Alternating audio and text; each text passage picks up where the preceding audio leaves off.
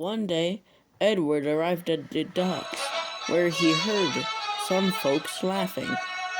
Then, in not much time, he heard some folks screaming and telling a few words. Yar, everybody! Percy's been taking the plunge again! Arr! And with Salty talking, Bill and Ben were laughing. When Edward intervened to hear what was going on. Salty wasn't wrong. Percy had indeed taken the plunge again. However, when Edward showed up, he wasn't enjoying one bit. He told the engines what they should actually do, and so they needed to do so. Bill, Ben, along with Salty, thought that Edward was slightly a killjoy. Salty would take the train and sent it away. Meanwhile, Bill, Ben, and Edward had to pull Percy out. And with a matter of time, Percy was finally back on the rails. Percy was trembling, since the water was cold that morning, and he had stayed in it in a long time. "Thank you, I guess," he said, while looking at Salty, Bill, and Ben. "Typical," grunted Granky.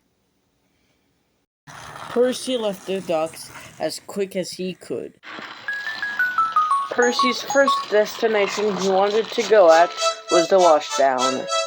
But, strangely, when Percy was at the washdown, he felt very stuffy. He groaned as he was being washed.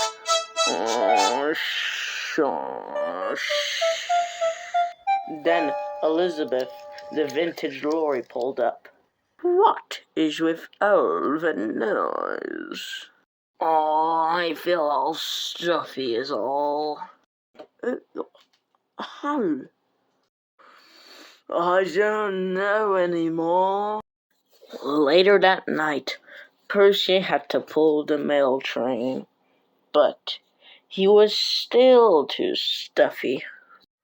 "Oh, can I just not take the mail on tonight, driver?" "Of course not, Percy. It's the job. You need to do it." "All right, driver. I'll do the job."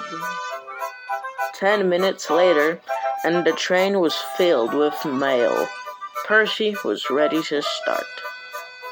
However, when Percy tried to move, he couldn't. He was stuck. "What is going on today?" he questioned. The crew got out of the cab and looked all around at Percy.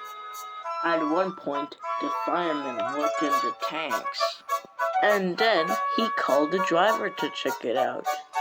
And the two laughed. What is going on over there?" "It seems there's a fish in your tank, Percy." Percy jumped and questioned why there was a fish in his tanks. As Percy thought for a bit, he realized that the fish probably got in his tanks when he was in the water. The crew took the fish out and got in the cab. Percy had to leave with a late mail, but not without laughs.